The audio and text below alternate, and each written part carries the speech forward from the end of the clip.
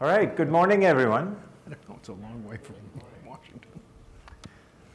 So we are here on our cybersecurity panel, our Energy Thought Summit 2015. I want to thank our organizers for giving us the opportunity to be here on this panel this morning.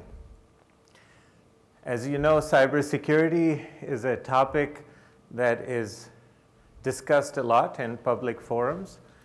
And ever since President Obama gave his speech in 2013 in February, it seems to have taken on new momentum.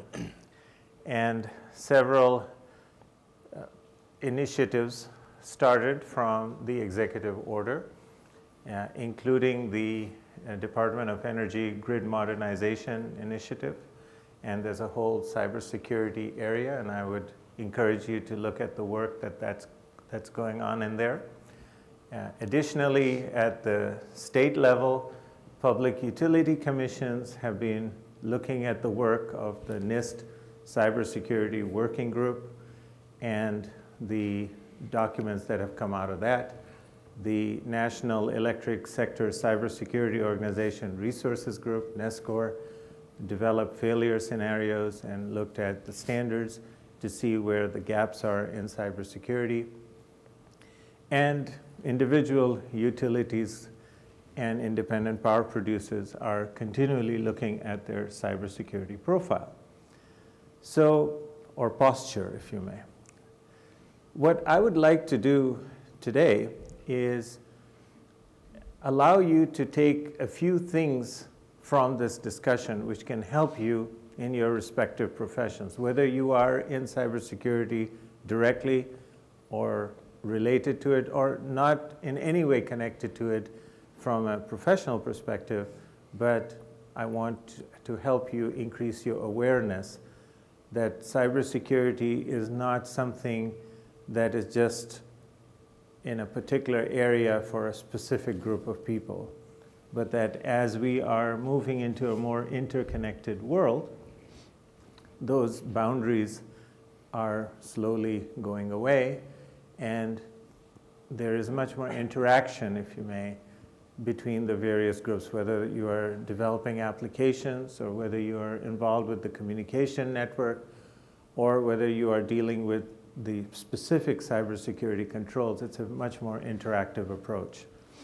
So if you follow the pattern from 2008 onwards, as we focus on, I'm speaking specifically of the electric sector, you see that there has been a lot of work done in the form of paper exercises. A lot of working groups got together, took use cases, analyzed the use cases, down-selected those use cases, and developed requirements at the different logical layers of the Gridwise Architecture Council framework, logical layers, if you may. And we developed controls for the different layers based on those use cases. So that work is very good, and it's available to people to look at and try to adopt in your environment. But what's missing, and this is where I want to focus a lot of our dialogue, is how do you manage that residual risk that is left after you've analyzed all the use cases and you've figured out all the requirements and you've developed all the tools and you've put them in place. But the executive order is about securing the infrastructure. It's not about meeting requirements. So what I'd like to do is first introduce our panel with some of these thoughts. Omer Schneider is with CyberX. John Allen is with Iberdrola USA. Lori, and how do you say your last name? Weigel? Weigel, thank you. Okay. She's Makes with me cranky if you say wiggle. Yeah, no, that would be with a double G. So. Exactly. Yeah. Very good. So it's like Nigel, Weigel. Okay. So Lori is with Intel and is in the McAfee area because her email extension says so. That's right. And then Gary Hayes is with Centerpoint, the utility here in Texas.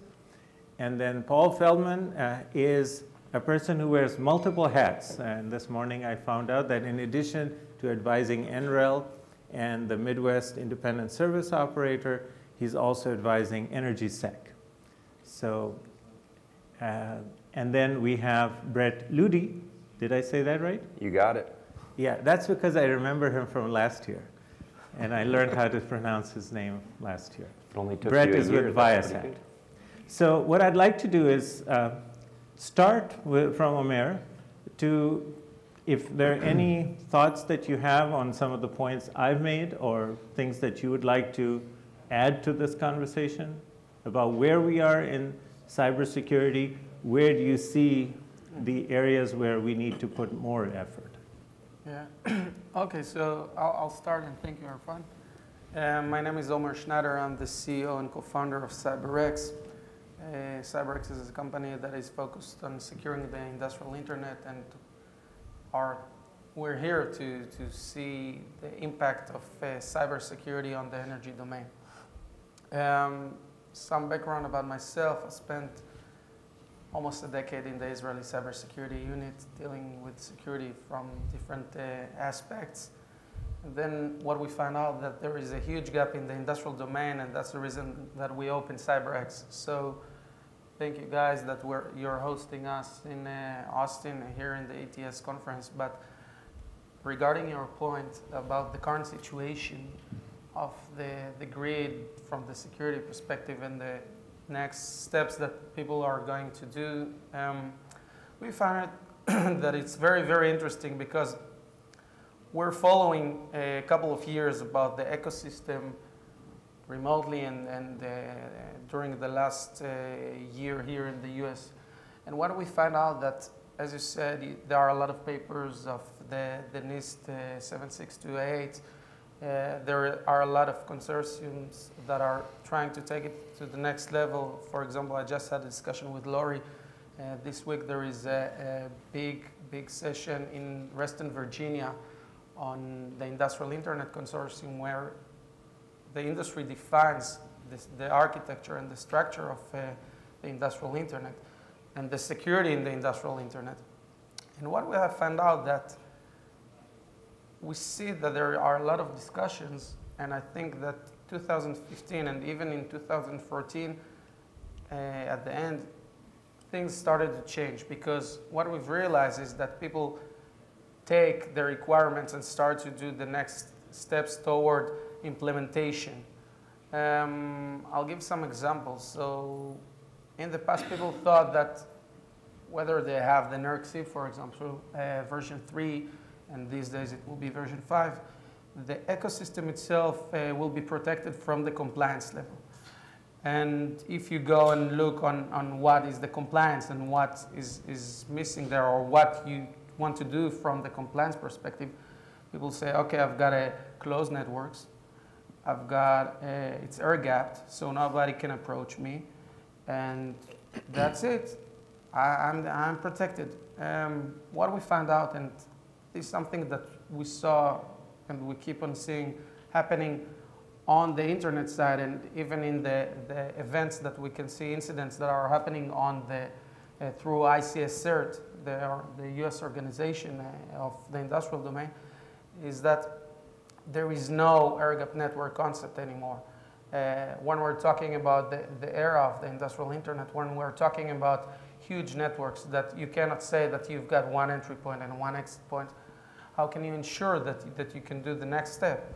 How can you ensure that you can protect your network? So basically, the concept of the perimeter is a concept that is a must in my perspective, but it's not enough. So people these days start to look for the internal solutions for monitoring their assets, for understanding the situation of their assets, to understand what will be next. And if they have an incident, how can they protect in the future on that phase? So the industry is changing, and it's dynamic. And regarding the slow erosion of the concept of physical isolation and, of course, logical isolation. You're in a utility. You are looking at how to bring IT and OT together to enable some of the smart grid applications. Tell us how you are addressing this issue and what controls are you putting in place? Well, something that does address that, and I think there's plenty of people that can speak to the technical controls much better than I can. Yeah. But one aspect that often gets a little overlooked is the social engineering side of things. So obviously there's ways people can try to get in from a technical side, but if they use social engineering, they can get themselves in the door quicker and further in to start. So that's one thing that we've done. Just to give a little background, I'm in the corporate security office at Iberdrola USA. Our corporate security is made up of physical security, cybersecurity, as well as security compliance. So all those groups are under one roof. And as part of our task, we have a big awareness program. And one of the things that we try to address is the social engineering side. So we do have technical groups within OT and IT that we try to get to work together to solve some of those solutions, but we work on the social engineering side. So to give a couple examples of some of the awareness things that we've done, each month we have a different theme. Sometimes it might be physical, but people seem to have a little bit more awareness of their responsibilities on the physical security side. So on the cybersecurity side, from posters to at the beginning of every meeting, having a security tip. We always have, we're very safety conscious as a company, so at the beginning of every meeting, we give a safety tip. Well, as a security group, we've tried to instill also giving a security tip at the beginning, and so we'll have a theme with some talking points that people can use in their meetings from month to month. We've also started an internal phishing campaign, so to get people to understand what phishing emails may be all about. So we don't let them know, and we actually started at the executive level. So we sent out some phishing emails, some false phishing emails to our executives just to get their awareness. And grade them? we did, not publicly, but I think it caught them by surprise, and it brought to their attention the importance, and we've repeated it. So every couple of months we'll have another campaign and reach a different sector of our employees, but we always include some of the executives, and we even have one executive that we caught twice. But now he wants to be in on every round. He wants to go to be included so that he can show that he's finally learned. He learned his lesson. Exactly. So the phishing campaign, we're also one of the biggest hurdles that we have to get over is in use of USB drives. We have a company policy.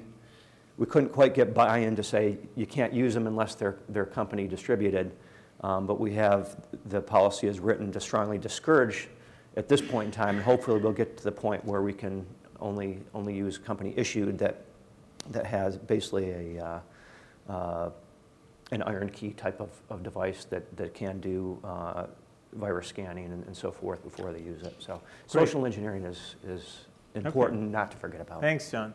So now let's think a little bit about use cases for a moment. Use cases are like narratives, the little stories that tell you what typical transactions would occur. Transactions are defined by actors that can sit in the same environment, or they could be sitting in different environments. It could be a system, it could be a human being. So you could have two humans transacting, or two systems transacting, or a system and a human being transacting. And if you look at a lot of the body of the NIST work that has occurred over the years, it's to take these types of use cases that came from domain experts, and with Marty Burns, who is now part of NIST, he developed a very nice template that allowed us to take those use cases and down select them to distill the requirements in the different layers. So like starting from the FIMAC layer, the communication layer, the application layer, semantic layer, business process layer, all the way up to policy. Of course, the higher up you go, the less evolved it is yet. There's a lot of focus on the lower, what I call the hygiene layers. Now, that's a top-down approach. as a components company, Intel, making chips, and McAfee's acquisition, which brings a lot of security technologies, tell us the need for a bottoms-up approach from a component perspective. Share with us a little bit about what you do at Intel and the group that you're leading, and then how would you create a hybrid situation that combines top-down and bottom-up? Yeah, that's a really, really great question. So first of all, my name is Lori Weigel, and I run the IoT Security Solutions organization at Intel, which is part of the Intel Security Group. And the Intel Security Group is exactly what you're talking about. It encompasses all of the people who work on silicon-level features that support security, as well as our McAfee organization, which is now being integrated into the bigger Intel. I've worked at Intel, it'll be 31 years next month, so for a very, very long time. And 2 years ago, our president asked me to move over to the McAfee subsidiary and to work exactly in this space, partnering between McAfee and another subsidiary of Intel called Wind River, who many of you are probably very familiar with. They do very hardened and real-time operating systems, a lot of work in the embedded market. And so between the silicon part of Intel, Wind River, and McAfee, we have a really interesting collection of assets to apply here. And one of the things that we're really starting to grasp in this marketplace is the notion of having security primitives in the silicon that can then be leveraged by software, and how that can really protect us over time. Because one of the things that's really different here is that these devices go into the field and they might be there for a decade or two, right? They're going to be there for a long time. And so we're starting to see a lot of interest on the part of the industrial control system vendors. Boy, this microphone thing is kind of... Hopefully you guys can hear me even when it fades in and out. I'll just keep talking. It's IP-based. It is experiencing jitter. That's it. In any case, the ICS vendors are, they want the device that they're putting in the field to be as secure at the end of its life as it was when it was first installed. And so by being able to update software to take advantage, again, of those hardware-based features, that's something that's very attractive to them. We also think that, again, if you look at the collective capabilities we have, we really should look at this in 3 parts. One part is to harden the device itself, and that's where the silicon-based or processor-based primitives that I talked about can come into really strong use. But there's a second element of securing the communications, making sure that the devices are only connecting to the devices that they should be connecting to, and that they're doing that in a secure way that protects the data. And then a third part, which can be something of a technical solution, to what we were talking about just a minute ago with social engineering, is this notion of managing and monitoring. And there's a really interesting opportunity to do almost like big data analytics for security data by taking logs from the control systems and marrying them and doing analytics with the security events so that we can get really interesting insights. If something's being accessed that isn't normal, in the middle of the night and it normally isn't, those kinds of events could trigger something. So that's just sort of the tip of the iceberg in terms of what we're working on. Great. So, Gary, tell us a little bit about the changing role of the Chief Information Officer as new threats are emerging in the electric sector and the need for looking at the IT and OT side. Previously, you would have kind of 2 silos with their own respective IT organizations because one spoke serial and the other one spoke TCP/IP, and the twain shall never meet. But that's changing now. We're seeing a lot of new technologies coming on the power system side. Tell us, as a CIO, what are some of the opportunities and challenges in this paradigm shift? Well, I think a lot has changed. What I would say, and I joined Centerpoint as the CIO about 4.5 years ago. And if you looked at the percentage of time that I may have been engaged directly in cyber with my CISO, was probably 10–15%.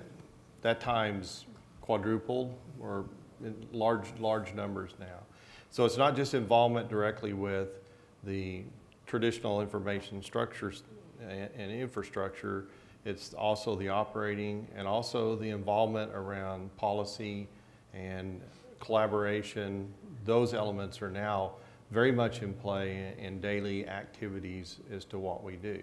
You know, I think the perspective that I try to keep is we carry the traditional responsibility of what most of it is faced around privacy of information, either for both customers and or for the employees. We then have always had a national security perspective as part of what our grid operations have been and other operations. But that's intensified significantly in the recent years. And now I look at the broader sense of in being involved in this through both EEI and AGA, the Electric Subsector Coordinating Council through DOE. You know, this really does take a broader sense of responsibility. You know, our industry's always been a service industry, serving our customers, our regional areas, our market areas. All of those things have been part of what we do. Now that's a bigger part of a national perspective. So where I'd say a lot of the change has occurred is those interactions that were often diversified through the organization now have to have elements of centralization, skills and knowledge base. It's not a conversation. It really requires technical skills and other collaborative skills to make this successful. Great. So Paul, you wear multiple hats, and so you are coming across people with different interests, different skills in our industry. The whole exercise of securing the infrastructure has been described as kind of like herding wild cats to come into compliance, not in terms of like NERC-CIP type compliance, but more in terms of alignment and having a shared vision so that the tactics that you develop to support the strategy are also aligned. So share with us a little bit of your experience in dealing with the different stakeholders, and what's some advice that you would give them? Okay, thanks. I appreciate that. I was just reflecting on when I was first involved with security, and it was 43 years ago when I started with Bell Laboratories. I was responsible for security for Unix, which was a Bell Labs product, so it goes back a long ways. My comments don't reflect on any of the companies that I help or advise or on boards of, so I have to say that. I do want to congratulate the electricity industry for all they've done in the cybersecurity and physical security area. I think it's more than any of the other infrastructure areas named by the president has done. I don't think it's sufficient, but I think they've done a wonderful job in that particular area. Compliance, we have compliance. We have NERC standards which we have to meet. The CYP5 standards don't become effective for more than a year from today, although some of the organizations are being elected to be audited under CYP5, but if they find a violation, they can backdrop to CYP3.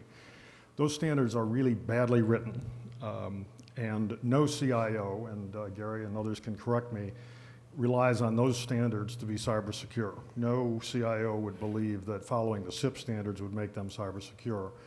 So they're left with what I would say best practices, and what I would encourage is more of a best practice approach in the industry.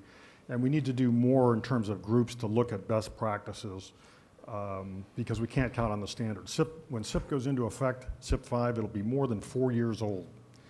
The bad guys move faster than that, a lot faster than that. They move on a daily basis. So we can't move every 4 years, and they move on a daily basis and think we're going to be secure. So that's the first thing I would say. And we also need to look at other people's standards. The French have particularly good standards, ANSSI standards, particularly relative to the last comment I would make. The second thing that I would make is, although if you talk to CIOs, and I could be contradicted here in a second, but I think everyone would agree, every CIO would agree that they can't be cyber secure by simply being compliant. I think every CIO would make that comment, but when you go down in the organization, and this is not a criticism as much as it's just a recognition of kind of reality in the way organizations work, you hear more about compliance. We got to do this to be compliant, we got to do this to be compliant, we got to do this to be compliant. So I think it's hard for the CIO to get that message of security all the way through the organization, let alone all the way into the other organizations. It becomes a lot about a message about compliance, and that's a problem I see in the organization. So I would just make that point. And then thirdly, to be quick about it, is on the OT side, and we certainly have OT attacks like we have IT attacks. I'm not particularly worried about IT attacks, and that sounds particularly weird because Virginia Power doesn't have anything that I really care about. I live in Virginia Power. I got a message earlier in the week that Blue Cross was hacked, and I was part of that, and they're going to give me 2 years worth of audit protection. I've got so many of those, it's a big stack on my desk. I can't follow up on all of those things. I can tell you, sure as hell, Blue Cross has a lot more information about me than Virginia Power does. So I'm not particularly worried about the IT side. That's people like Gary have to worry about that and have to do all of those kind of things. But the IT side is important. In the United States, customers lose $112 billion due to outages a year. Customers lose $112 billion due to outages every year. Those are the little outages that happen at the distribution system level. The only reason why I mention that number is it's a really, really large number for something that we all perceive as not that bad, the level of outages we have. If we have a cybersecurity event and it's successful on the OT side, think about how fast those billions will add up. Lots more than 100 billions, you're talking in the trillions pretty quickly. So it's really important that we get our OT side correct. The point I'd make about the OT side is we don't use firewalls in our nuclear plants for connecting our OT side to the OT side. We use data diodes. I think we need to use, and that's because they're safer than firewalls, which are software. Software has defects. So I'm concerned about our overuse, I would say, of firewalls to protect ourselves. Yes, they're compliant. No, I don't think they're very cyber secure, so I have problems with that. Now, people will say data diodes are one-way kinds of things, but most of our applications are actually two one-way communications. Communications to an EMS, an energy management system, is SCADA system in, calculation out. It's not really a two-way system, it's two one-way systems. One of the big balancing authorities in the United States has already converted the data diodes to protect their EMS, and I think we need to have a larger discussion about that particular technology. The ICS-JWG, which is the OT component of DHS, will be coming out with some information on this particular subject next month, so I'd make that comment. So that brings me to the subject of systemic thinking. As we go across, we have been looking at the elephant from different parts. So as a service provider, sure. Tell us a little bit about what your business does, what your role is in it, and then tell us how you think in a systemic manner to fulfill your job. Sure. So my name is Luedde. I'm the Director of Critical Infrastructure Protection for a company called ViaSat. For the last 30 years or so, we've been making the highest grade network encryption and protection devices for our government and militaries and other folks around the world. So I think over that arc of time, we've developed some particular expertise in, I would call it, point solution type security appliances, from embedded crypto devices up to network appliances to full system architectures. In addition to that, our business is is really built also on satellite communications, and not just commercial retail communications, but also secure communications that we do for, again, the government and military. One of the things that we started to look at about 7 or 8 years ago was based on a request from a large electric utility that said, we are a little bit nervous about initially our smart meter rollouts and what kind of security does or does not exist in that AMI network. And then beyond that, they were looking to the future and saying, there's this thing that we see coming that we've been talking about a lot the last couple of days, this thing called the smart grid, however you choose to define that. And we define that as this highly integrated and incredibly complex system of systems. And so when you start to look at creating a system of systems architecture, right, that delivers you these, for folks like Gary and John, delivers a really robust set of operational capabilities that they can deploy to within their organization, which ultimately drives value to their customers, that's a big problem. That's a really complicated problem. And really we think about that as kind of a layer cake. You know, at the base layer you have these communication networks and backbones, and then you have an application and services layer, and all those things roll up to that top level, which is this host of smart grid capabilities and functionality. And so if you think of that layer cake, the thing that binds it all together, right, the glue that sticks the layers together and the thing that holds the whole thing and makes it nice and pretty is really a robust end-to-end security capability that is, as some of the other panels have talked about, standards-based, not proprietary adapter-based, so that you can enable, again, this integration of multiple vendors, of multiple systems. I think that's really, really challenging. So we tend to look at it through our lens also as a government and defense contractor. The electric utility industry has a mission, and the mission is to keep the lights on. And so we view security as a mission assurance exercise. And so when you talk about the OT systems, I think you have a particular set of challenges that are very different. In the IT side, we can turn things off, we can shut them down. In the military world, you know, if a Humvee is disabled or radios are disabled, we destroy them. You know, it's a shame, but we do. In the OT world of an electric utility, if something goes bad and a hacker goes rogue and gets in your systems and things go haywire, can I really just start shutting things down just because I'm not sure what the heck is happening?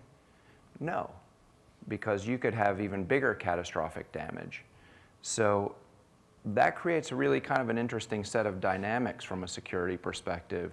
So to come back to what Omer talked about in the beginning, you know, and what John talked about and Lori, you know, all these elements come together to create a holistic view of security, right? And what we feel is really, really important because, you know, as Paul, as you mentioned, the compliance standards lagged the real-time market by 4, 5, 6 years.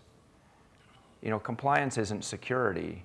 Great security is compliant by design. So no matter what NERC or somebody else throws at you, you should be okay.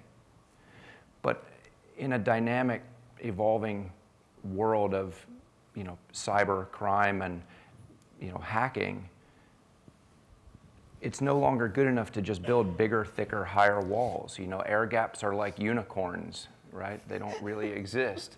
So what we think is really, really critical, whether you're an electric utility or a water authority or an oil and gas company or anybody running these kind of energy complex systems, is that you have the ability to monitor your systems in real time, have incredibly rapid detection and incredibly rapid response capability, and you have to look at how you, and be able to see that. Operators don't need more and more piles of data.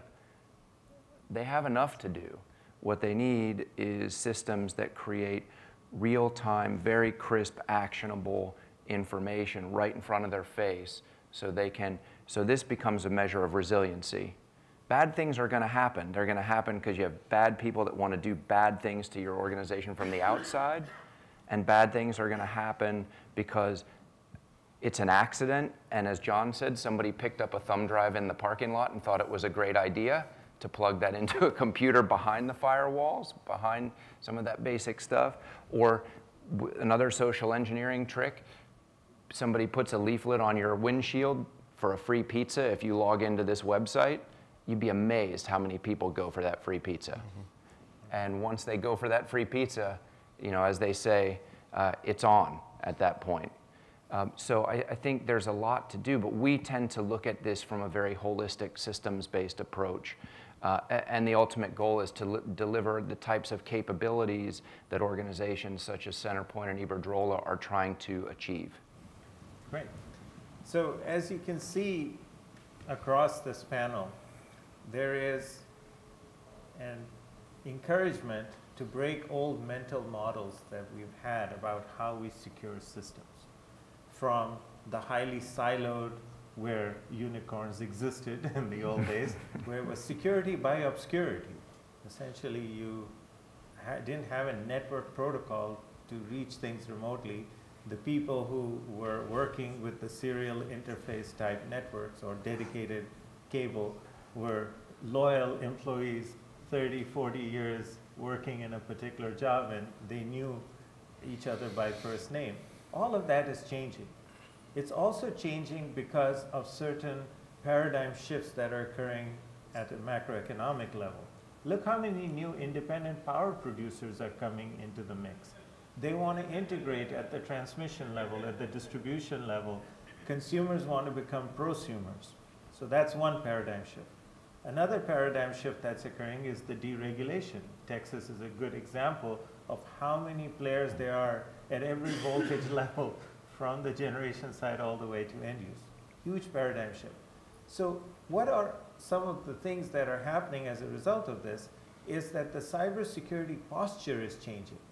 And as Brett pointed out, that you can't just put up big walls and expect people to be on the outside of that. Through industrial espionage rings, they're coming inside. So let's go through, and then we'll open it up for questions. But just spend a little moment, talk about this paradigm shift, and give us a few golden nuggets on what we should be looking at to addressing some of these paradigm shifts in the cybersecurity area. Okay, so thanks all. Let's start from the insights that my colleagues discussed about the unicorns, about the current situation, and how the industry is changing in front of our eyes.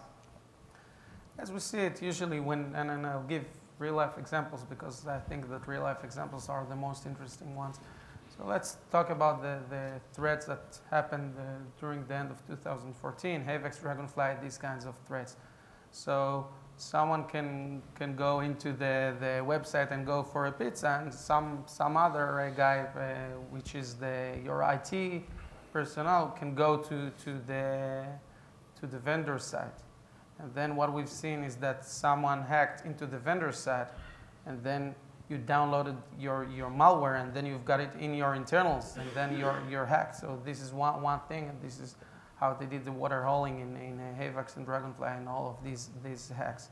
So there are a lot of entry points. Again, I'm repeating that concept because I truly believe in that. But that's a generic case that happened in the entire industry here in the US.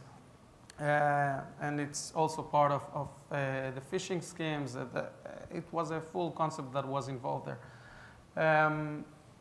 Things that we've seen in CyberX during our deployments are that most of the times when you reach to the operational network and you say that, yes, there are proprietary protocols, then you realize that the proprietary protocols and the proprietary equipment is eventually equipment that is well-known equipment. That means that during the last 30, 20, 10 years, people keep on deploying this kind of solution. That means that it's not proprietary anymore. That means that there are standards in the industry. And once you meet the standards, you can see the vulnerabilities that are adopted in the entire domain. Then you realize that people are not aware of the assets that they've got in the network. That means that they don't know whether they are putting the right measurements in the right place. They don't know if they have a command and control channels in their internal network. And once you see those kinds of threats, then they start to pick up the phone and go step by step and understand whether it's real command and control channel or it's a proprietary protocol or program that they install and nobody knows how it operates. So I think that the industry has a very unique challenge of getting new solutions that will support the current situation and getting and gaining awareness in places that they were not there before because they have their concept that they built year by years by their engineering, by their internal stuff, and you can see that the cybersecurity is evolving and changing all the time, and people, regardless to their profession, if they are here in the US, Asia, Israel, or Europe, they build their belief one by one after their thoughts and things that they've seen during their lives. So when the world is changing rapidly, it's a little bit difficult for people to understand that they need to adapt to the new era as well. So John, let's take it from the corporate security perspective. Share with us some insights that the folks here could take back to their colleagues and tell them, I heard John, and you need to do X, Y, and Z in your organization. No pressure. Yeah, no pressure. Yeah. And these are conflict-free diamond nuggets. Diamond nuggets, okay. I don't know how many of those I have. I may have some coal, but it's not quite diamond yet. They're right up there with Brett's unicorn. There you go. You can get the burgers as well, or the nuggets. You had talked about the paradigm shift and prosumers, and two of our operating companies are in New York State, and as many people may be aware, New York is going through their REV proceedings, trying to change the energy vision of how utilities are governed, and giving the customers more choice, more proactive nature in what they're doing. And that gives a big challenge to the corporate security group. If you just take AMI as an example, you think it would be great, give consumer real-time view of what their consumption is, allow for real-time rates. But if you look at the head end, that results in a customer interface back to our systems. And that's where a challenge is, because not only can those meters be used for real-time information for the customers, on the utility side, we could use them for monitoring for outages, to know where to go in, where the biggest area is for that needs to be brought up. In the case of an outage, it could be used for some different controls, demand response, some other things on our side of the wall, if you will. So setting up your security so that allows the customer to interact and get the information they need, but protects our side of the system so that somebody couldn't come in from the customer side and use that to do bad things, as we've said. That's where our challenge is. So I don't know that I have the diamond nugget to say what the solution is, but I can say what our challenge is and what keeps us up at night, and looking out into the future, especially in New York, where we know this is coming. So we're having to set up to make sure that our infrastructure is set up and that we have the technologies to protect ourselves, but give the customer what the customer wants as well. Great. So Lori, tell us about some of the security controls that you would like to see out there in the electric sector in those lower, what I call hygiene layers. Yeah, so I think if you look at the, if you want to call it hygiene layer, so, fundamental things like ensuring the trustability or integrity of the various devices that are part of the system of systems. And we can do that through trusted boot technology is what we call it. Hardware-based identity is another thing that's really important. We're proliferating across the industry something called Enhanced Privacy ID, or we're big into acronyms, so we call it EPID for short. And we've announced actually we're going to proliferate that to other silicon manufacturers because we think privacy-enhancing identity is something that's going to be fundamental for the Internet of Things and critical infrastructure. And what this technology allows us to do is to have a very robust attestation scheme. So again, being able to verify that the device is what it says it is, but at the same time to only identify it as part of a group, a trusted group, versus uniquely, which means that then we can protect the identity of the person who's associated with that device. So those are just some of the examples. There are lots more and a big roadmap, and I'd love to talk to people about it after the session if you're interested.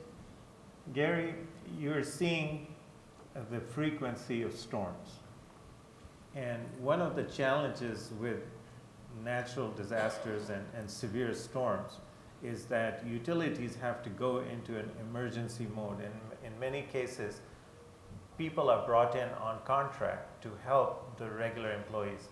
Centerpoint has done an incredible job in developing procedures for emergency preparedness that have the same level of horsepower controls, security controls as normal operation. Share with us how you got there. Okay. And I want to tie back to something kind of relevant to the industry that ties right into that too. So about a year and a half or 2 years ago, a group was formed called the Senior Executive Working Group. It was a combination of CEOs and other executive members from the industry and all of the deputy directors of all the three-letter and acronyms in the government. And we met in DC. There was an agenda put forward, and that agenda was focused on information sharing, technology sharing, and some other activities as it related to ongoing pursuit relative to the cybersecurity. And you can look that information up, the ESCC, so those that are members of the utility, or you can go to the web and look up that information. And it talks about the charter, the mission, and the components of what's going on. But some of what it ties back into what folks have been talking about. Information sharing is critical. I met last week in a group of CIOs with the energy sector ISAC. And one of the revelations to myself in that discussion is because we generally get the information a little bit later than really we want. That's a consequence of maturity. And to what Lori was talking about earlier, is they are only as good as the intel that they're provided that they can do analysis against to predict patterns to know and then advise you in a precautionary manner or a forward manner. So in this schema, we're large utilities, but there are a lot of utilities. And in that, there's going to be contributors to the program and there's going to be benefactors from the program. So you as an organization, if you're not a member of the ESISAC, which means only you go in and log in and you're going to receive these alerts and information, but more importantly, sharing events that are occurring so that information can be correlated against a larger database of information. Also within the program is a program called CRISP. It's actually also an information. CRISP was developed out of the Pacific Northwest Labs. It then folds back into now NERC, and there's 15 utilities in the U.S. now participating in that program. We're one of those that will be forthcoming. But in essence, again, it's a sharing of information from our systems in a collaborative way, in a large sense with them, so that they can correlate across the industry. And Paul said it, our industry is doing a lot. It ties back to your deal. The Superstorm Sandy was an eye-opening deal to both the government and a lot of the industry. We do work to recover from storms. You know, we have a lot of hurricanes in the Houston area, and we practice it. We develop procedures. Every year we spend a day practicing and going to the places where we're supposed to be and the things that we're supposed to do. That's what we do well as utilities. So one of the senior executive working groups is a regional recovery of a cyber event. The government had established through the NCIC, which is an organization across industries, that looks at a cyber response. So we engaged with them. They declassified certain information. We took that information as an industry and we refined that to understand how would we recover in the event of a broader scale event. That's practice those things are practice. GridX is a large scale, 200 organizations participated in that last year in a large scale event. Following that practice, those same senior executive working group members met in DC to do a lessons learned and how do we improve that process to go forward. So the last point is recently the formation of, I think they call it the 8. Electricity is the top sector in which they're working with as a unifying principle to say, how do we ensure telecommunications, financials, transportation, water across the spectrum in case of a large-scale event? How do we create unity of effort and unity of message in a way that we can restore from an event that would occur? So we're always going to be behind the 8 ball to we were talking about. They will move faster, they are smarter, that's what they do and set and do every day. We build things to follow on from that. We need to be ahead of the game, and the only way to get ahead of that is intelligence from both the government, from our information systems, from other intel that feeds into technology that's going to render back to us. Look for these patterns, build these in your rules. When you see them, don't allow them to happen. So those are the things I think we have to think about in terms of participation, readiness, and our ability to meet that national security need. Great.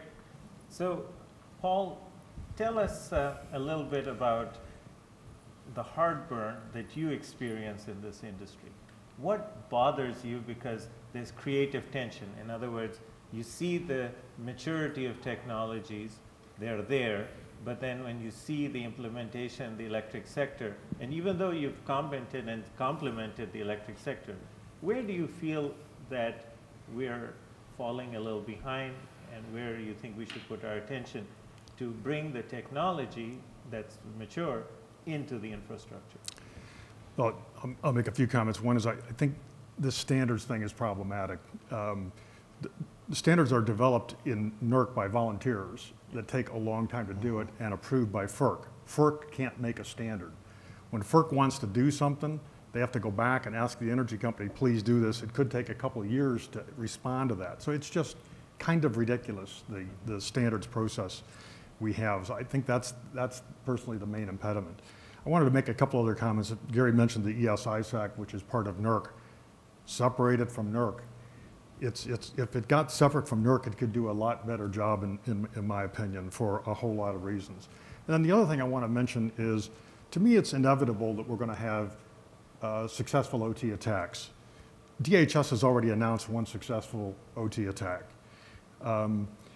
If a nation state gets involved, phishing attacks are way too easy. There's no way to train up an entire workforce to react properly to a well-constructed phishing attack.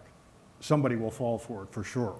It's easy to get all the home addresses, personal emails, mobile telephone numbers, et cetera, of all the IT people in each company. I mean, these things can be leveraged, et cetera. And as I mentioned, firewalls, by definition, you can buy zero-day attacks that are going to go through firewalls. So we're going to get OT attacks. I want to mention resiliency. Resiliency, the word didn't exist in our industry 5 years ago.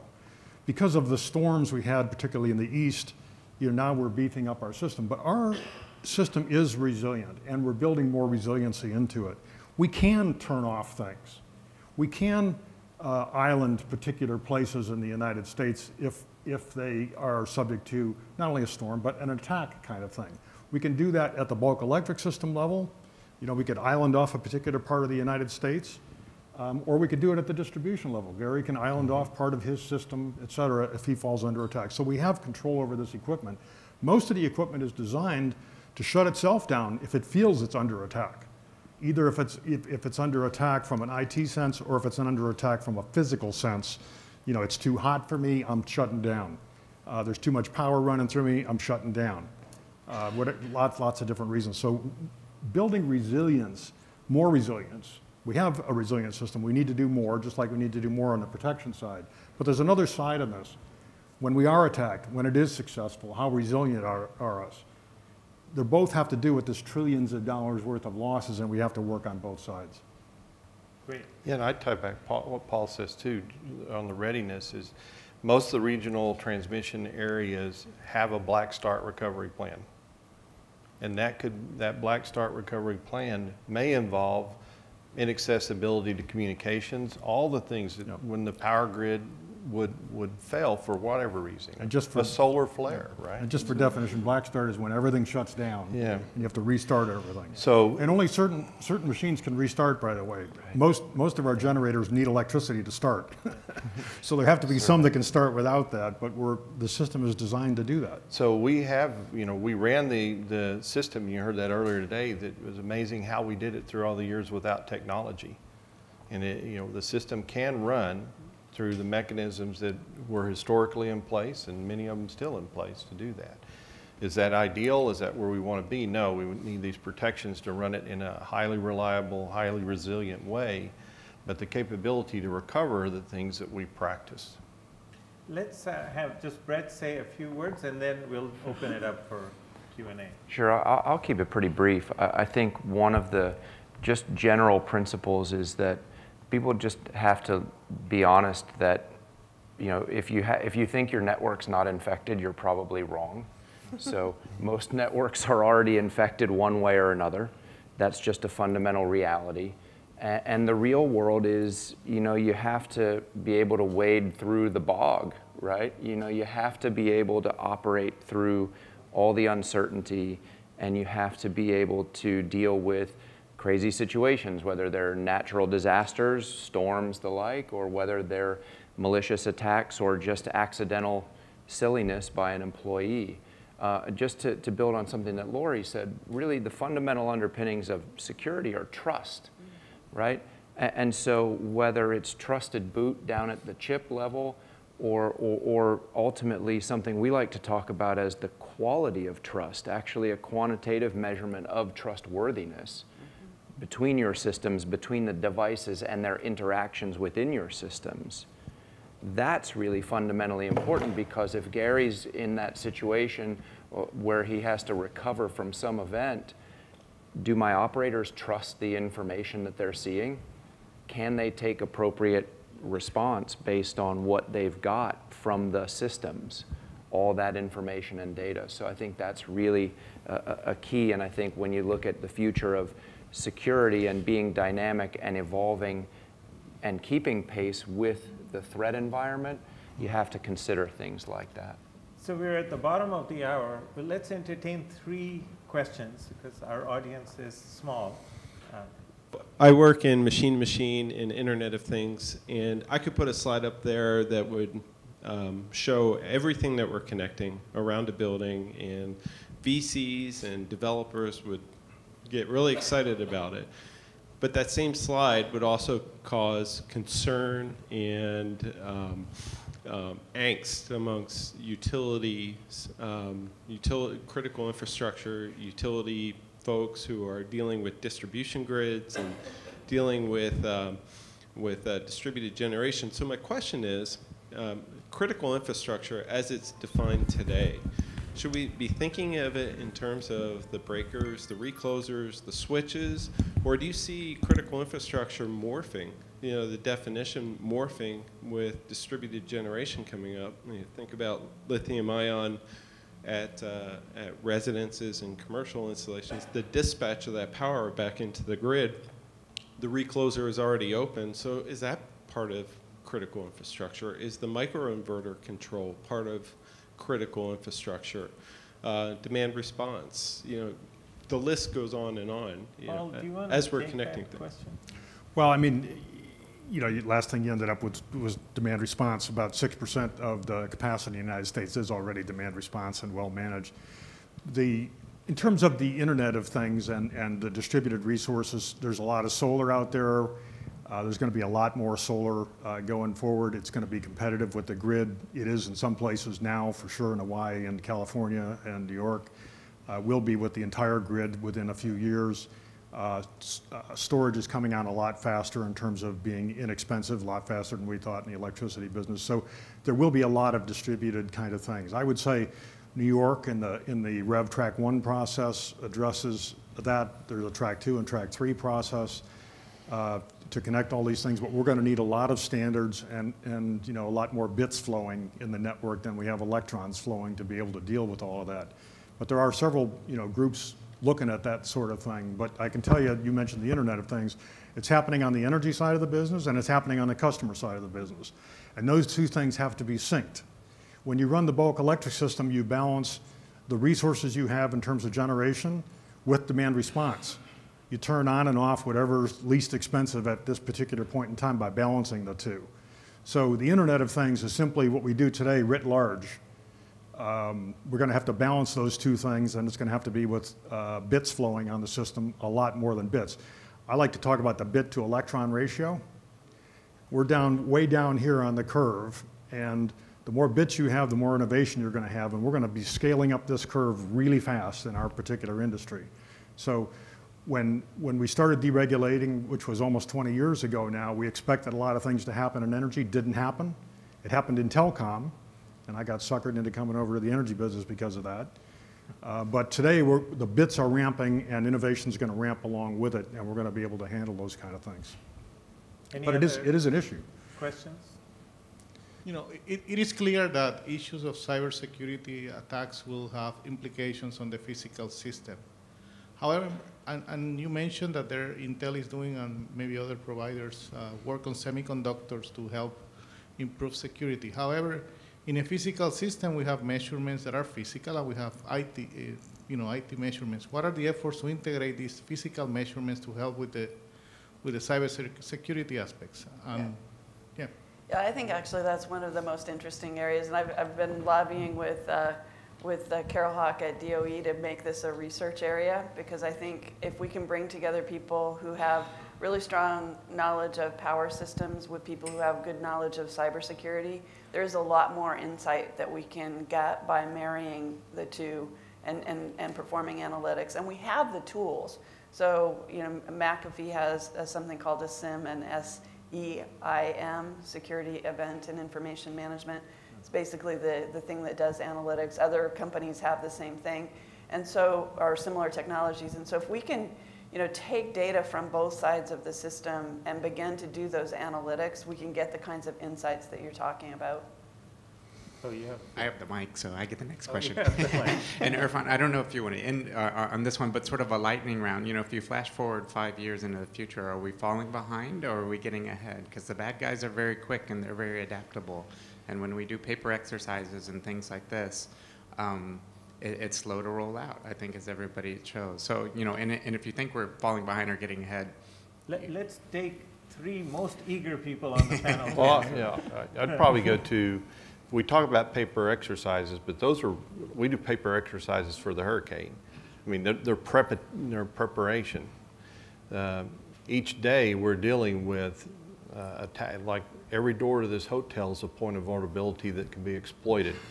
It's just for what's the intent and the purpose and the risk and the impact, right? So those are the things that we're dealing with on a daily basis. So I don't want to imply that this is paper exercises that we're going through. This is the reality. In 5 years, I still have the greatest concern about not the technology, not the capability, but the people that are going to be required to do this. There's a severe shortage of those people, and there's not a severe shortage of those that are doing advanced So Lori attacks. and then Paul. Yeah. The other point that I wanted to emphasize from what you said earlier is it's asymmetric warfare, right? Because we have to protect everything. The bad guy only has to find one vulnerability, and that just it's an unfair battle. So I'd say we'll be well ahead, and the reason is the C-suite and boards of directors. In the C-suite, we have very few people that understand IT, et cetera, but it's starting to grow. They understand now in the C-suite that he's going to have violations of the standards. And now it's being treated maturely. Instead of you're going to lose your job, it's okay, you had a violation, we got to fix it, et cetera, we got to look at best causes. Same as the board. No one on the board, any board in the United States understands cybersecurity, and yet they're responsible for governing it. But they see and read these articles and are being trained up, et cetera. So there's a lot more maturity at the tops of companies will allow people like Gary to do their job going forward. So we're going to be a lot better off in 5 years. So we'll have Omer speak, and then I'll say some concluding remarks and end the session so the next one can come in. Okay, I just want to add that the people concerned and the current situation of the engineers and of the IT that support this effort is something that needs to be done more. So education is very important. We see that happening in different parts of the world, in different organizations. And I think that people are still won't be effective as much as we want because the problems just get bigger and bigger. And the education won't be as fast as we can. So we need to do a dual action, one from the educational part and one from the technology that support it as easy as it can. Brett, the final word. Well, I just think I think this has been really interesting for me and hopefully for you guys, but you're never done with security, right? So 5 years from now, nobody's going to be done, because tomorrow, 5 minutes from now, some really smart kid somewhere that's 12 years old today is going to be 17, who's going to be the most whiz-bang, programmer you've ever seen. And Omer, you lived this every day in your former life, right? It happens so fast. You'll never be done. So get used to that. So let me share with you some concluding remarks. And first, I want to thank all the panelists for the interactive discussion, and I hope it was valuable for you. I'll send you with some nuggets. You can decide on the carrots of the nuggets. One is that standards are important. And when I'm talking about standards, I'm not referring to NERC CIP standards. I'm talking about IEC 61850, IEEE C37118, DNP. The challenge is not the security controls in these protocols, but it is when you marry them together and you're running use cases across multiple environments, are the security credentials consistent across all of those standards so that you can run the use case? This cannot be a theoretical exercise. This has to be empirically tested. And that's one of the reasons why I've been asked to join NREL as the Director of Cyber Physical Systems, because I want that test to be done. We have reached the top of the S-curve on paper exercises. It is time for collaborative research on the empirical aspects to work out where the top-down approach and the bottom-up approach come together. It's almost like hanging a wire and then putting a lamp on it to illuminate a room. So we've done a great job from the top. Individual companies are doing a wonderful job from the bottom. Collaborative effort is needed to align the two. So that's one nugget I will leave you with. The other one is that compliance is a lot like accreditation in a university. It does not assure a good education. You still have to go to classes, you still have to do your homework, you still have to do all of that. So think of compliance as like getting you in the right zip code, but you still have to go down the street to the particular house and enter that house. So think of it like that. The third thing I would leave you with is that don't think that just because you have the internet protocol, you're secure. Just because it has an IPsec tunnel or it has TLS service, it's not enough. And the reason why is we have this 20th century Cold War mentality when it comes to attacks. We always think there's some man in the middle who's going to attack. So I'm going to thoroughly encrypt it with AES 256 and I'm all set. And I'll provide some certificates on the other end so there'll be authentication. Most of the jobs are inside jobs. They're looking for vulnerable spots and they launch attacks from there. They borrow all of those credentials. So what's important really, and this is where a lot of innovation is going to come, is in situational awareness. We need to build tools. We need to build processes, transparency across environments to have that situational awareness and the ability to respond and recover, what Paul was talking about in terms of resiliency. So with some of those thoughts, go back and fertilize these ideas out there with all what the panelists have said to your colleagues, and I hope this had been valuable for you. So thank you very much.